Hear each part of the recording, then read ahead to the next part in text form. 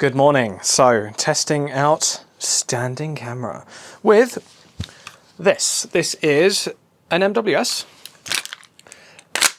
However, this is a little bit different to usual. So this is a Nova receiver and with a fixed carry handle. This is, of course, the Gordon Carbine.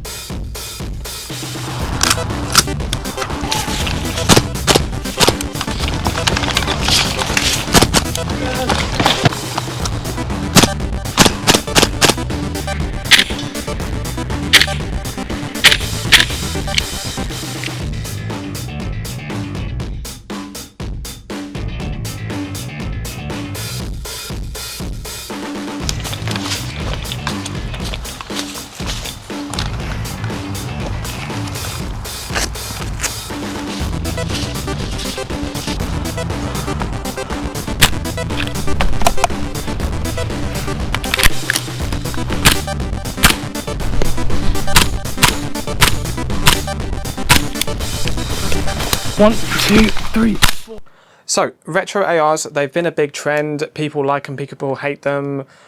It's all kinds of things where people have a lot of opinions. Basically, yes, they are cool. Yes, they do have drawbacks. No, don't bet your life on them.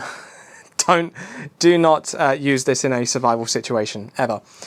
The plan here is that we're going to go through more of what this build is rather than the history of the Gordon Carbine because, of course, you probably know what the Gordon Carbine is by now. So, let's start at the front. We have a VFC MBS Ops 3rd model suppressor. This is a VFC copy of the Ops 3rd model. Now, the way this works, in case you're not aware already, this is a big old tube, obviously. However, this actually screws off of a 14-inch barrel. So this is a sleeve, what would you call it? Is it not shrouded suppressor? There's a word for it. But it does just go over a standard 14.5-inch barrel. And that's what we've actually got here. We have a, not that one. We have a standard Tokyo Marui 14.5-inch barrel. If we were to put a standard muzzle device onto that, there you go. That is what that would otherwise look like. Of course, we do have our locking collar here that the suppressor goes onto. But you get the idea how it is a short-ish, compact-ish assault rifle. And that is how that works. And then the locking collar goes onto the front sight post over the bayonet lug. So unfortunately you cannot bayonet people while you are in Delta. I'm sorry, it's just how it is. So that is how the suppressor works. It is aesthetic and it is vibey. Now, of course, this is historically accurate to Operation Gothic Serpent. It is not clone correct to Black Hawk Down, the film, because Black Hawk Down were not able to get these at the time, and so they have like a slightly different design that's got a different collar type system going on. You can actually get the clone correct movie version from a company called Bowmaster, I believe. They are currently in production, whereas these VFC ones are very much not, and unfortunately they are quite rare these days. Unfortunate. So, standard Tokyo Marui outer barrel, as we've covered, standard Tokyo Marui front sight post. Now we have a few things going on in this area. So, for starters, we have our light mount. Part of the point of this over a simple Car 15 type thing is that it does have lights and sights. Of course, you can put lights and sights onto a Car 15, but this is sort of the military clone that is most commonly referenced if you think of a military lights and sights Car 15, AR-15, blah, blah, blah, blah, blah. So, this is a very simple light mount from Amazon that does not, by standard, fit into the front sight post. So, what you have to do is a little bit of dremeling for the top bracket to get it into there, and a little bit of dremeling for the bottom bracket as well. It ends up being a couple hours work, I'd say, getting that all perfect and fitted nicely, because otherwise it will not fit. And of course, after dremeling, because you have taken off material and because it is metal, it then needs repainting as well. So that's what we've done here. Off of the barrel mount, we have a Picatinny mount. This is made by GG&G, and this is a reproduction of a mount made by Weaver. It is said to be clone correct for this kind of era. No, not by Weaver, by Surefire, and it is a Surefire M10 mount, I think they call it. Should have researched that before starting the video. I believe it's a Surefire M10 mount that this is a clone of. And again, it is considered to be clone correct for the kind of era. It's not known exactly what the Gordon Carbine was, so, you know, all that kind of thing. Off of that, we have a reproduction, again, Surefire 660.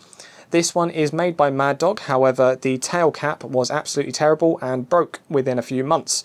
And so this has been replaced with, I think it was just another generic one that I got off of AliExpress. Mad Dog is generally just one of those companies that gets stuff off of AliExpress and then sells it under their own company name. But, nevertheless, this is a passable light. It works. In terms of brightness, I wouldn't say that's very good. For nighttime use, it is somewhat passable for indoor use, but it's not very bright. This is LED rather than incandescent. If it was an incandescent one, then it would be even worse, but it does fit the vibe. Let's cover the pressure pad. So the pressure pad is integral to the tail cap, which means it is all one thing, and we have it taped up here. Taping a pressure pad doesn't have to be terrible, but it often is. The way that you have to do it is very, very simple. All you got to do, wind tape around the pressure pad first, not the handguard, so that then your tape is going over the pressure pad or over the tape on the pressure pad in order to then go around the handguard. That way, on this part here, you've actually got tape wrapped around the pressure switch and then wrapped around the handguard afterward. As a result of that, you have no movement in that pressure pad. There doesn't need to be movement in a taped up pressure pad. These do not have to suck. You can do them right. So, then we get to the handguards. I went on a little bit of a hunt for handguards because I wanted specifically a shiny one. In terms of, again, if we go back to clone correctness, I don't believe that they were necessarily shiny from the factory. I've read sort of conflicting information about that kind of thing. It's been difficult for me to discern whether they are shiny from the factory or whether they just had bad finishes from the factory that wore away into being shiny, etc. Nevertheless, I wanted a shiny one and I got one from Mad Dog once again. Again, they're not really a company that does good stuff. And I wouldn't class this as being amazing to feel, but it actually genuinely does the job. So I am very happy indeed with how that feels. And in terms of tape, because I'm a little bit particular, if I have my hand over it, then the tape wire comes through and lines up with all my joints in my fingers, because I am quite particular, and the pressure pad is where my thumb is, and so there is no problem at all. Life is good. To come back, well, let's go to the front sight post and we'll look at this sling. This is a sling that I have made myself. I make my own slings pretty often because I just like making things, really. So this is a two-part sling. It's got a front and it's got a back, and it's got an adjust. Well, it's got two adjusts. It's got a fast adjust and a slow adjust. So typically I will have it set at one length and then I will have it on the neck in a patrol carry if I'm playing. And then if I'm going to safe or to spawn or whatever, then life is good. However, that being said, if I do want a bit more, then I can adjust. I have lots more room. Likewise, if I do want to cinch it in, then I can just cinch in a lot, just as much as I want. And that's quite painful. And life is good. So, of course, adjustment is not really a problem. You can also do the classic over the shoulder, tighten it up as part of all that. And then that is not going anywhere at all. Unfortunately, I think I just bobbled my mic a lot. That looks ridiculous. So yeah, if I want to do that, then I can. And if I want to bring it around, that's too tight. So if I do want to loosen it, then I can grab the adjuster. Whoop. And there we go. I have cramp in my foot. I have cramp in my foot. Cool. So yeah, that is the sling. Typically, I will simply have it where it is. Not there. There we go. Comfortably in a 2-point, and then in a underarm. And then if I bring it out to the neck, then I'm comfortably in a patrol carry, or shooting, or doing whatever manipulation stuff I want to do. So that is the sling. In fact, we'll just give ourselves a bit more room. Next we have the receiver. This is kind of the centerpiece of what we've got going on here, really. So this is a Nova M733 MWS receiver set, upper and lower. If I had to pay full price for this, then we would not be making this video because it is too expensive. However, I happened to get this receiver as part of a bundle used with a load of other things for a price that was frankly theft. To be clear, the guy was an airsofter. He didn't actually steal it. I just got a ridiculously good deal on it. So this is a aluminium receiver. It is not scratch resistant really in any way, shape or form. I have managed to scratch this a few times on the corners, so I do not have a whole lot of faith in the scratch resistance of this at all. However, the look of it does look great, and of course the fact that it is a fixed carry handle made of aluminium, because there are some 3D printed fixed carry handle kits out there, but I think that's really for more if you want to try a fixed carry handle rather than if you want to use a fixed carry handle. Yeah. Speaking of the fixed carry handle, now the history of the fixed carry handle is a little bit iffy in terms of mounting optics, and it comes into part of why people don't like retro ARs. The trouble is there is a dimensional difference between the width of the sight channel of these, which means that you can have tolerancing issues when putting something into it. So a bar like this that we have, where we have a Picatinny thing that is mounted inside it, if we are using an AR-15 with a wider sight channel, then this can wobble, and it often does. Not on this one, we're lucky. But that is a problem that is commonly suffered by CAR-15s. So people will make these kinds of videos with the real versions of these, with proper recoil and all the rest of it. And now we're going bang, bang, bang, bang, bang, life is good. And they go, oh, my sight's off, I'll just adjust that. Bang, bang, bang, bang. Oh, my sight's that's fine. On the range, that's absolutely fine. If your life depends on it, it's not.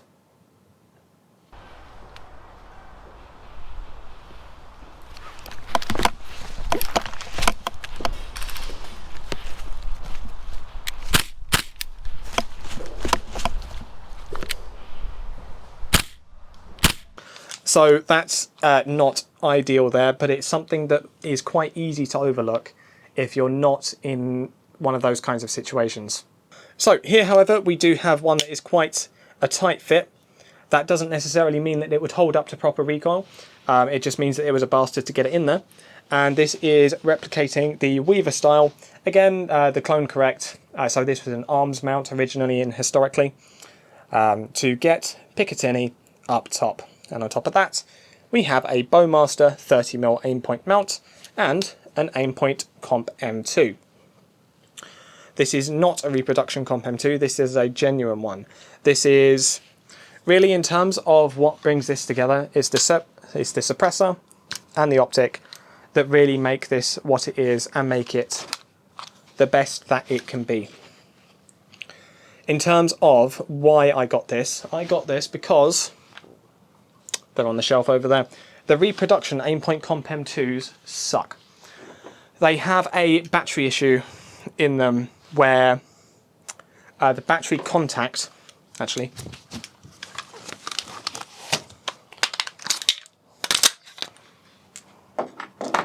they have a battery issue in them where the battery contact, when applied with a forward or backward motion, such as when a gun fires, their sight turns off. Then when you do it again, the sight turns on. Well, maybe. Sometimes it does, sometimes it doesn't. So if you're up and in it and shooting someone being like, then hey, maybe it's going to be on, maybe it's going to be off, maybe, you know, maybe it'll be half on, maybe it'll be like a quarter off. It's just not a good time. Whereas obviously a genuine one is not going to have that problem at all. If the reproductions didn't have that problem, then I wouldn't have that problem and I wouldn't have bought a real one. but here we are. Unfortunately, the reproductions of this are simply not good enough. In terms of the differences, other differences between this and a reproduction, the main one really that I've noticed is the tint. Not only is this glass quite a lot clearer than a reproduction, but that's kind of obvious, but the tint is also quite a lot less.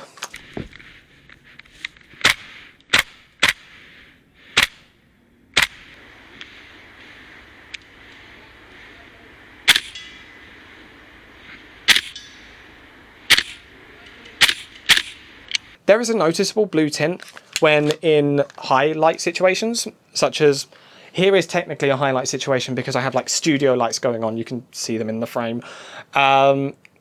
But in low light situations, such as your more common gameplay scenarios in the UK at least, unfortunately most of our sites classify as low light to American standards simply because our weather is terrible.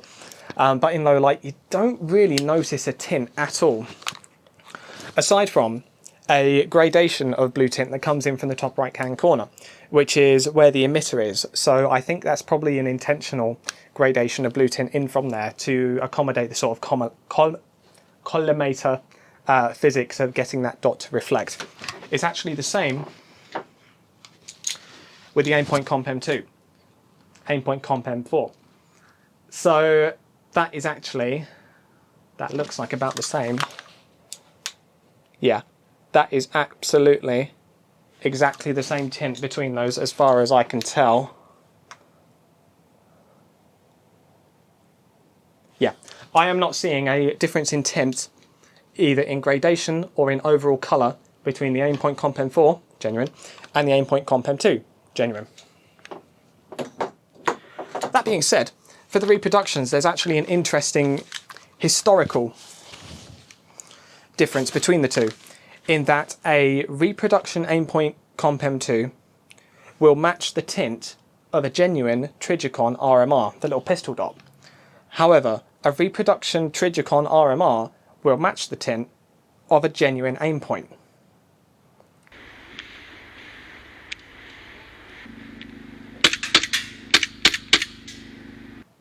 So one of those interesting particular things about Chinese clones that are not quite right, among other things. So that's the receiver, that's the sight. This sight is very good, obviously. In terms of brightness, I mean, I'm staring directly into the studio light with the dot on max and I can easily see that. That's no problem at all. That's a dim light. No problem there, no problem there. Yep, cool. And it can go dim, it can go bright, etc, etc. You know how it is. What I do notice as a difference between the Aimpoint Comp M2 and the Aimpoint Comp M4 is that the Aimpoint Comp M4 has more usable settings in the visible brightness range. For this, I have max brightness, I have a medium that's good for the most times, and I have a dim. Other than that, everything else is too dim. With that, I've got maybe 4 or 5 usable settings through that. That being said, of course, if you're cloning a retro gun, you're not going to stick an Aimpoint Comp M4 on it, unless you're doing a GWOT build, and GWOT builds are retro nowadays. Here we are. So, receiver, sight, mounts, all good. Magazines, of course, we are using ice standard Tokyo Marui MWS magazines for these. I have not branched out into any other brands yet, and until these stop working or stop being suitable for a build, I'm going to keep using these for as long as I can. Pistol grip, standard Tokyo Marui. Trigger box, as far as I'm aware, it's a standard Tokyo Marui. However, it is a lot less gritty than I would expect. Again, I did buy the receiver with the trigger box in it as part of a bundle, so it's possible that it does have a different trigger box in it. However, I don't know. But it feels nice, and it feels nicer than my other ones. So, Charging handle, standard Tokyo Marui. Castle nut is from an Angry Gun. This has little holes in it. It's only got 2 holes in it. Fits the retro look, and it would usually fit the Angry Gun 2-position buffer tube. However, historically, there were holes drilled into the buffer tube to allow people to do their own lengths of stock, because if you're just using a 2-position buffer tube, then you would have one position, which is very thin, or very short, or long, which is basically fine here.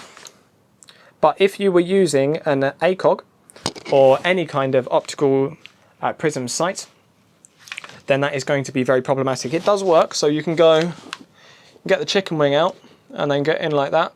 And of course you can train this to be quick in it. So you can be up and in it with a lot less of the clunkiness than I'm making it look here.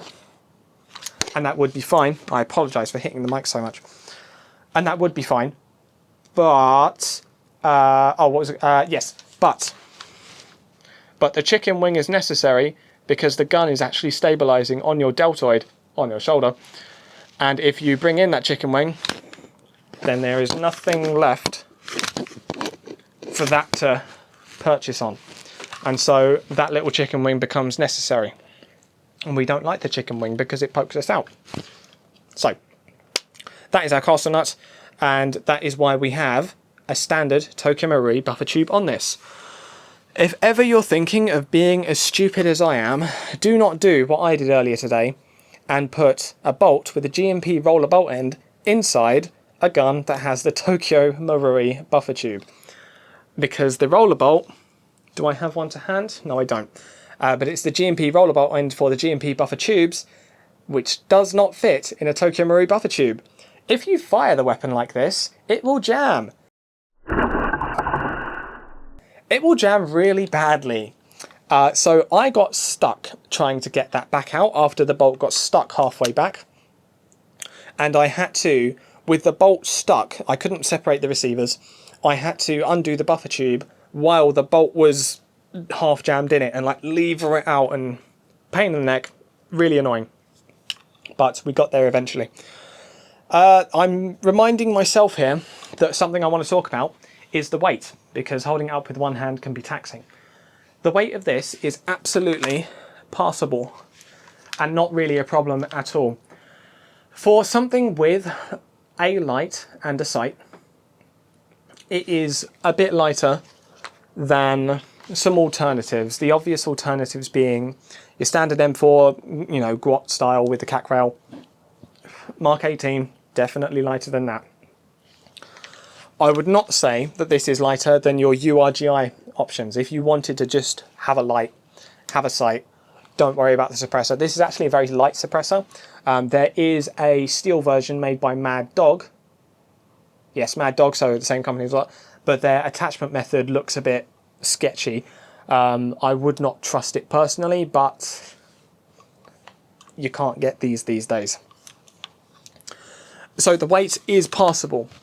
But if you have it up in your shoulder for, you know, hours on end, then of course, obviously these things are going to add up over time. So, standard Tokyo Marui buffer tube, and this is, it's a Car 15 stock, obviously. It is the vintage and clone correct type stock for this. It is a reproduction. It is made by, I think this is made by DNA. Again, it was part of this whole package, so I don't remember. It might be DNA, it might be Angry Gum. I apologise for not knowing that, because it's been a very long time since I bought this, and it was one of those situations where it arrives in a cardboard box, put it together, and I'm like, oh! And then I'm happy, and thoughts do not continue. That's the stock. And that's the gun. Well, that was quick for externals, wasn't it? So, bolt. The bolt is a standard Tokyo Marui, as usual. I do not feel the need to change any of these unless absolutely necessary. Charging handle stock. The internals of the bolt simply has a changed nozzle return spring. Changing the nozzle return spring is entirely preventative. It does not have to happen. However, if it does break, like the original one does with higher pressures, it can be a bit of a pain to fix because you have to kind of get to it and it binds itself up. So changing it earlier, yeah, it's better. People recommend the dynamic precision nozzle return spring, and then they say, hey, when it breaks, just bend the end and then it'll be fine. I personally went for an alternative option that isn't known to break, and I feel like that's the smarter choice. There was a long period of time, however, where the dynamic precision one was the only one available. Nowadays, there are alternatives. This is from a company called Eagle 6. They are a retailer. However, they do their own nozzle return springs as well. Now let's look through our list. Gordon suppressor versus the current one versus the proper VFC one. Yes. Barrel. Yes. Sling. Yes. Comp M2. There is also the option, of course, of going the Aimpoint 5000, which is a longer tube, still on a 30mm mount, however. It is clone correct to Operation Gothic Serpent, the historical event. It is not clone correct to Black Hawk Down.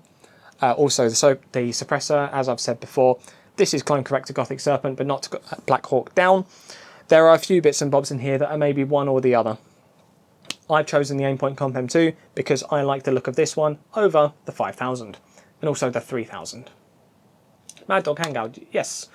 GG&G. Oh yeah, the Surefire M10 reproduction. This can be either manganese phosphate coated, as we see here, or it can be blued. Which one it is depends on your preference because you can get either one. And I got that from Amazon. Easy peasy. Tape looping around the pressure pad. Yes, we've covered that. Amazon barrel mount. Yep. Historically, these lights wouldn't actually be mounted like this in your Gothic Serpent era. Again, it was one of those Black Hawk Down things that came in. Typically, you would see them actually just taped to the handguard, presumably with something going on to hold it there rather than just tape. But from what we've seen, a lot of them can be just tape or some kind of like hose clamps under the handguard and that kind of thing. It's where we often see. So this isn't quite dive light era, but it's close to it. Sight mount, carry handle tolerances, yes. Angry Gun Castle Nut and Tokyo Mirror Tube, yes, cool. So for externals, we're good. Internals, we talk about the nozzle return spring. This has a T8 chamber, chamber base, all that kind of thing in it, and a chamber hop adjustment and hop arm. I do not remember. That has a white bucking in it, which is not standard. But I do not remember what I was told by the previous user was in there. So, I think they mentioned T8, but T8 nubs, T8 buckings are usually purple. So I don't remember.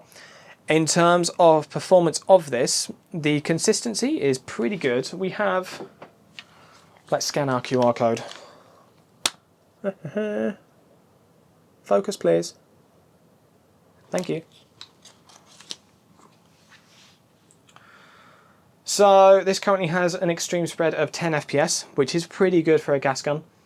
And what have we got here? Okay, so the consistency is pretty good of this. I'm fairly happy with that. The inner barrel is just the TM standard stock, so that actually comes out to only 10 inches, and it stops about, oh, that's not in frame, is it? The stock inner barrel only comes out to about here, give or take. So all of that is just empty space for here. And there's no need to go more, unless there is a need to go more for barrel striking and all that kind of thing. Yes, we do have an impasse in here, don't we? Because this is using the primary bolt that we use. So I have 4 bolts. 4 bolts? 3 bolts. I have 3 bolts. But one of them is simply set up to be good, and the others are basically spares. And so this is, with the primary bolts, we have our standard setup of the nozzle return spring, as we've said, and that Feder Concepts impasse is just called the Feder valve, because it is better, pretty much entirely, just universally better, than the Ratec impasse. And it is a lot more consistent too. So, we have currently got this set to... Okay, cool. So, in terms of maximum weight that this can hop with the T8 setup inside it, it can overdo 2.8s, but it cannot do 3.6s. Those are the 2 main weights that I shoot. So max weight probably 3s, but generally I try to go just a little bit under whatever the max weight of a gun can lift. Just because if it is a cold day and I'm shooting cold, and if I'm not getting that muzzle energy, then I'm not going to get the same hot performance, and therefore I'm going to have trouble with zero and all the rest of it. So I tend to go under. Therefore, if I am on a cold day, then I can just bump the hop up a little bit and keep that hot performance even with the lower muzzle velocity.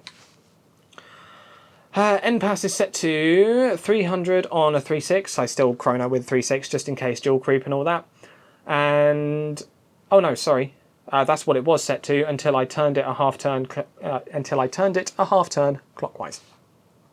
So turning it clockwise decreases the muzzle velocity, and it is currently set to 270 FPS on a 3.6 in 22 degrees Celsius, give or take.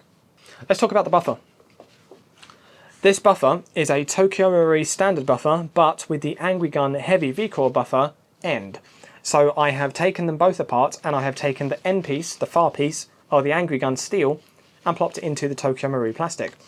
The reason I've done this is simple and possibly dumb, but it seems to work, and so I'm sticking with it. The problem with these is bolt bounce, of course. When the bolt returns to battery, it bounces. And if it bounces enough that it reacts with another BB, that it interacts with another BB in the magazine, then that's about the worst case scenario that you can get. And so we don't do that. For this, we have a very light buffer that is attached to the bolt. It's held there by spring pressure. And then the end is steel and heavy. So coming back, we hit the rear of the buffer tube, and that is our recoil force. The recoil force is provided to us by the steel buffer end. And there is not a lot of soaking up force provided by the plastic buffer, the main buffer. However, coming forward, when everything slams into battery, we do not have a lot of impact force from the main plastic buffer, but we do have a lot of soaking force provided by the spring off of the steel. It is a very, very soft spring in the TM. Now, usually, I wouldn't say that that is enough to be beneficial.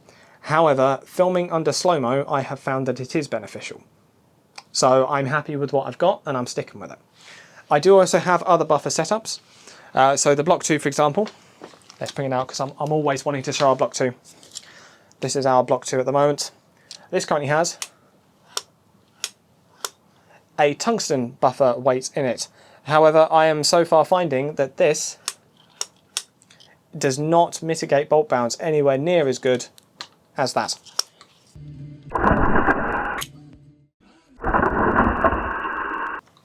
So, experiments continue.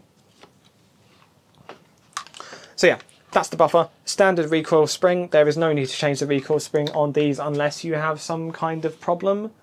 But if you have some kind of problem, then what problem do you have? Because I have yet to see a problem that is solved by a stronger recoil spring unless there was a particularly weak recoil spring fitted in the first place. And that's usually user error. So, usually the standard is fine. Yeah. Okay. So, I think final thing then is simply the fact that this is semi-locked. So all that is that we've taken the selector out, standard pistol grip, I think I mentioned that. We've taken the selector out and then filed a particular edge of it, a particular face of it, to then bring it back down so that that edge does not interact with the auto sear or disconnector or whatever it is that affects its ability to go automatic. So, if we put it in semi,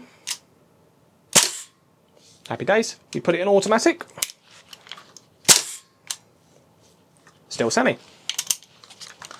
The details of how to do that, it would be difficult for me to show you via video. However, there is a Tokyo Marui Owners Club on Discord, and there is also the Heavy Recoil Club on Discord, of course, as well. Both of those are excellent resources for information regarding these kinds of guns. Ladies and gents, this is it. This is the Nova M733 MWS, finally done. This has had a few iterations, and it's had a few different optics choices in particular. You may also have seen a short or two earlier where I had a mag light taped under here, just because I thought it was funny.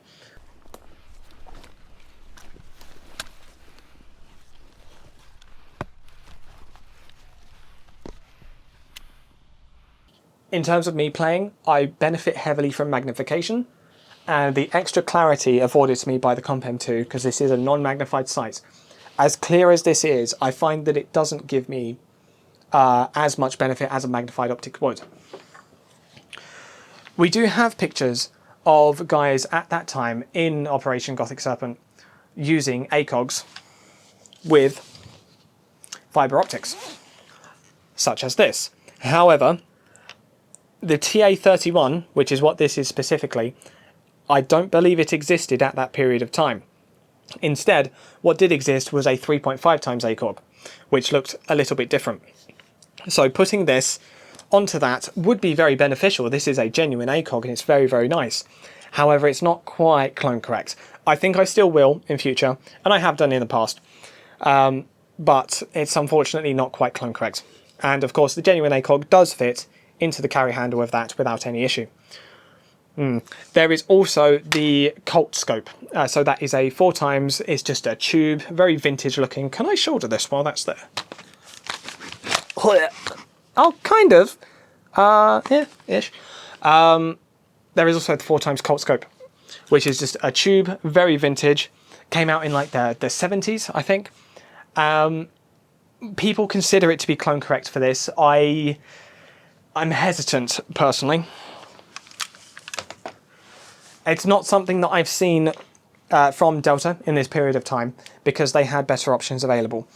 And so as much as I like the look and I like the function, I would probably, if I really wanted a magnified optic, which I often do, I'd probably go for the ACOG myself. However, this is only shooting 2.8 currently, so it doesn't really quite reach as far as if I was doing on 3.6s, because it does have a little bit more inconsistency in terms of being pushed around by the wind and any kind of muzzle velocity discrepancies, inconsistencies, having more of an effect. Whereas if you're shooting heavier ammunition, it is going to push through any kind of issues like that, such as wind and all that kind of thing, a bit more readily. Even if you have a bit of tilt on. So even if you have a bit of tilt on, it seems from practical shooting that this still has the same kind of accuracy impact on a 2.8 as it would with a 3.6, even though more spin is being applied to a 3.6, and so you would expect that to do more. In practice, I've not really found that to be the case. Of course, if you are shooting tilted, you're going to have problems. We know that, you know, that's just airsoft. But I have found that being off a little bit unintentionally is not really that big of a deal-ish on either weight. Yeah, that is... blank end plate, not the CQD. Not the CQD end plate for slings, because this wasn't clone correct at the time, and so we stuck the blank one on there. This is just from the standard Tokyo Marine MWS. Nothing fancy there. Yeah. This is something that I wanted to build for a little while. I'm very glad I did, and it has stayed like this for longer than any of my other builds have stayed in their respective states. The Mark 12 has changed a little bit, but that upper receiver now is actually staying the way it is because of the barrel stuff. Mark 12 video on the way. The M4 Block 2, that changes practically every week because I want this, I want that, I want this. You know, it becomes it becomes a URGI, it becomes a Colt C7, it becomes what else? M16A4, all that kind of thing. This is the only one that has stayed the way that it is throughout all that turmoil. I'm a fan of it. It's light, it's quick, it's not too small. I can put magnified optics on it and feel historically accurate. I can put a dot on it and still be historically accurate. And now I have excellent options for both of those in the ACOG and in the aim point. Hello again, cutting in. This is actually a different day now, but there is something that I forgot to mention that is maybe a bit more detailed than can be provided in just like a quick texting that I usually do. That is height over bore, the height of the sight. So this has been a whole thing that people have gone with the retro carbines being like, oh, they're so forward thinking putting the sight up this high because life is so, it's so much easier when we have the sight up here, and if you don't have it up here then, well, you're going to die, aren't you? Having a sight high or low is not particularly relevant to a certain point. If you have it really low, then yes, it's uncomfortable. If you have it really high, then yes, you can have, you know, height over bore type issues with particular types of shooting. Of course, if your type of shooting is very imprecise by nature, such as quite a lot of airsoft shooting at longer range, then even extreme heights over bore is not going to particularly matter.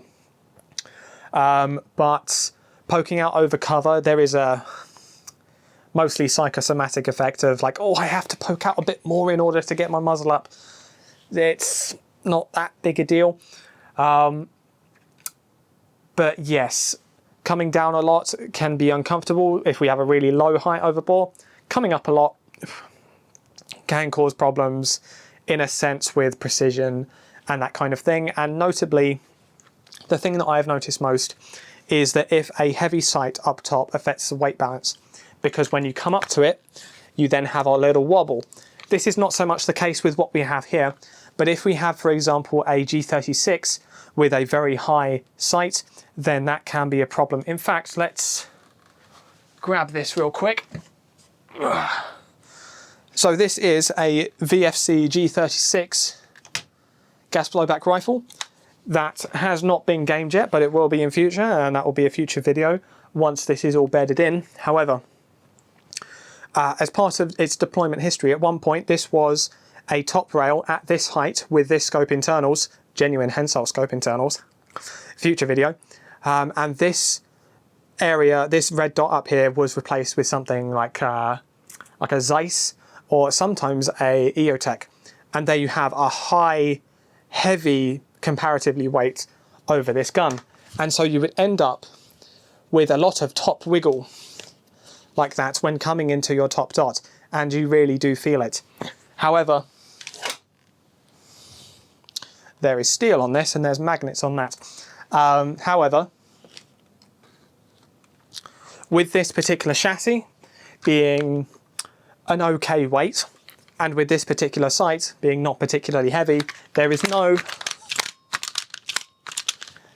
no wobble there to really worry about when coming into the sight. In terms of comfort, if I want to come into the dot, then I'm in the dot. If I want to come down low into the sights, which are co-witnessable, then I'm in the sights. And I'm in the dot, and I'm in the sights. And I'm in the dot, and I'm in the sights. There's not a whole lot of difference there. And if I want to cut between the two, then I'm in the dot, I'm in the sights. I'm in the dot, I'm in the sights. I'm in the sights, I'm in the dot. I'm in the sights, I'm in the dot. It's not that big a deal. The iron sights of an M4 Car 15 Carbine are a little bit lower than... Pop our G36 out of the way for just a sec. The iron sights are a bit lower than your standard scope or sight height on an M4 Carbine, so as we have here with our ACOG. So if I come into that, and remember that that's magnetized, then this is a point that is, the ideal eye height for this is slightly above the iron sights of standard, but also a fair amount below the normal sight that is mounted on top of the carry handle. However, again, there is no issue there because it is entirely trainable. When coming into the sights, we have 4 points of contact. We have 1, pistol grip. We have 2, the grip. And then we have the point at which our shoulder contacts the stock and where the stock it contacts, and where on the stock it contacts. And we have the point on our face which contacts and where on the gun it contacts. So for me, if I'm coming into the sight, then I know I have the corner of the stock in the pocket in a particular place, and I know I have a point of my face which is at a particular angle-ish. I don't have to be that particular about it, but I know that if I come in and I want the dot, then I know that I just need the stock to be there on my chin. And this is where cheek risers can be helpful, because if I am in the iron sights and I keep a constant pressure against my cheek, against the stock, and then come up while making sure that I keep a constant pressure, so I'm in the sights, constant pressure, constant pressure, constant pressure, constant pressure, I'm now at the height of the sight, but I am not in line with the sight because there's less pressure. I have to come over more. And so if you are particularly particular about that kind of thing, with your muscle memory very deeply ingrained in needing that exact kind of pressure, or needing just a lot of pressure in general for stability and whatnot, then a cheek riser can aid in that, because it lets you give that pressure because it's at a linear point, because that cheek riser is at a linear point here, and so you can have the same amount of pressure at a higher point to then get the stability that you want, the amount of pressure that you want at a higher point of, well, at a lower point of your face, no. At a higher point of your face, yes. at a higher point of your face in order to keep yourself stable in the sight that you want. However, of course, then if you do that, so if we go here and then keep the light pressure that we have right here, and then I'll come down, light, and we have an issue there where I am not in the sights because I need to put a bit more pressure on there. Again, this is something that just comes with muscle memory, and it's something that you train for to get that consistency of coming into whichever sight picture you want. So, height over bore is not that big a deal. People have argued about it in a sense, because they will try one thing and they will find an improvement, and then someone else will simply disagree with that improvement, and there it gets blown out of proportion. And from outside observers then, they look at these people simply seeking self-improvement and benefits and all that kind of thing in incremental terms, and they come in from the outside seeing that and see it as an argument, want to jump in on the argument or propagate it elsewhere and be like, oh, this is the new big thing going on. We're debating whether carry handle optics are better. And things get blown out of proportion. So, carry handle sights and height over bore, it's not that big a deal. There are benefits to one, there are benefits to the other, and you can train for either one without really any impediment at all. It's absolutely fine. Yeah, I think that's all that I wanted to cover. Back to the video. So, the issue with this is, of course, the cost. If I were to buy this new, then we'd be looking at, let's say, £500 for the gun. Let's say light plus suppressor, 100 quid. Mount plus, let's say mount plus handguards, 50 quid. So 150. Gun, base gun, 450. So we're at 600. The receiver sets, I believe they're about 400, 450. So let's say 400 and we're at £1,000 already. Optic, 400, 450. We'll say 400, 1400. Sling, don't worry about it, made it myself. And then all the other like minor accoutrements. I mean, call it 100 quid total, but it's probably not. This is about 15 quid. 15 quid, I bloody wish. This is about 1,500 quid's worth of gun. Is it worth that? That's a very difficult decision to make, really. And it very much depends on what you want. So for example, Archwick has an L119A2. This is a completely different gun to what this is, but it's a modern UK Special Forces, all that kind of thing. And it's 1,800 quid, so it's kind of in the same realm of being ridiculously expensive. If I were to look at that on a page, I go, no. But I've built this because I got lucky with pricing. Would I recommend you do the same? I think that is entirely down to how much you like this, because it feels great. It really does. And it does the job of being what it is to a degree that no other gun really can. Apart from there's a VFC 733. So I say that, but actually, maybe. I am inclined to believe that this is the best at doing what it can do, being what it can be. I may be wrong though, especially on the, part of that is, I'm rambling, part of that is the suppressor. You can't get the suppressor anymore. That is very unfortunate. Part of it is the optic. It's a little bit rare, but you can get them. And yeah, it really depends what you're into, depends what your priorities are. I probably wouldn't, I absolutely would not have bought this for new price. I will say that. And I think it's important to acknowledge these kinds of things when they come along. I got lucky to get the receiver of this for quite a cheap price. It was this and then a few other bits and bobs, quite a lot of other bits and bobs for £600, including the base gun. So I saved quite a lot of money on that. Whereas just the gun and the receiver would probably have cost 800 or 900 quid. So, and it included many other things in that original bundle too. I did save a lot of money on this, and if I had to buy new, then I probably wouldn't have. However, if you are a proper nerd like I am, and you're a Blippy, are you good? Yeah. If you're a proper nerd like I am and you want a retro build, then hey, this is pretty much the best you can get. It's utterly fantastic. The best retro build you can get. Now I'm realising what I've said in my head and what I've missed. If you want a Vipertech, then they're probably going to be considered to be better constructed than this. Are they better overall? That's hard to say. I've heard people on both sides of that particular fence. It's not something that I've tried myself, and even if I did, I would only have one sample of it, and so it would be difficult for me to give an opinion on that. Hey, if someone wants to give me like 3 or 4 Vipertechs to test, then hey, I'll take the sacrifice. I'll absolutely do it. But Vipertech is also an option for this. But yeah, this is mine. This is how I've done mine. And I'm pretty damn happy with it. Like I say, I got lucky with the price. So it has been easier to swallow for me than it otherwise would be. Anyway, that is the Gordon Carbine. M733, Nova receiver, MWS. It's a fantastic gun. I'm a massive fan of it. And yeah, thank you for watching. If you'd like to let me know what you think of this kind of video, what you think of this kind of format, I'd be greatly appreciative, because honest feedback is one of the most helpful things you can give. Frankly, there's all, you know, there's the liking, there's the subscribing, there's the ping the little bell.